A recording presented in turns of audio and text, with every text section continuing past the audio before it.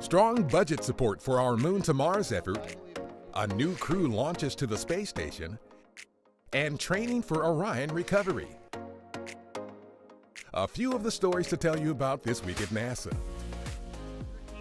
During our March 11th Moon to Mars event at Kennedy Space Center in Florida, our Administrator Jim Bridenstine discussed the President's $21 billion budget request for NASA.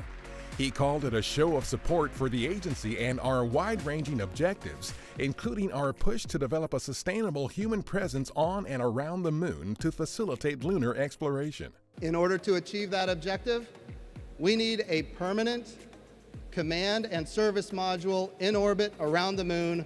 We call it Gateway. It represents an opportunity to get to more parts of the Moon than ever before. Our plan to go forward to the Moon calls for the use of innovative and new technologies to develop systems, utilize untapped resources, and eventually make use of what we learn to help astronauts take the next giant leap. What we're trying to do is make sure that what we develop is not a dead end and in fact has capabilities of being utilized on another world. That other world, of course, being Mars. The administrator also noted strong support in the budget for our efforts in low Earth orbit with our commercial and international partners, our work to resume launches of American astronauts on American rockets from American soil, and our progress developing the Space Launch System rocket and Orion spacecraft. Closer to home, our cutting-edge research to make air travel safer, quieter, and more accessible is also acknowledged in the budget. Driving down costs and increasing access to air travel is the way that we're going to be able to increase the standard of living for every American. And that's really what NASA is all about.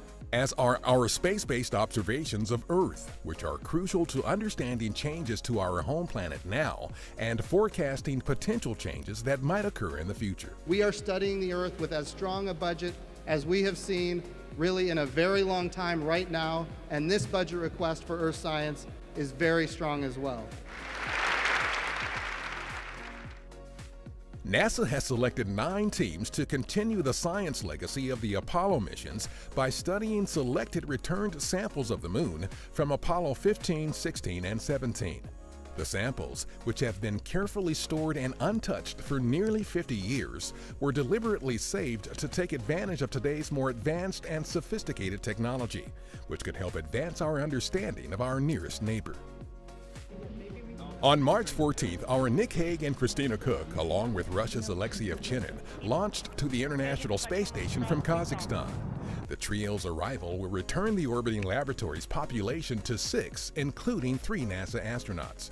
Hague, Cook, and Ovchinin will serve as the station's Expedition 5960 crew and will continue work on hundreds of experiments in biology, biotechnology, physical science, and earth science being conducted aboard the orbital laboratory.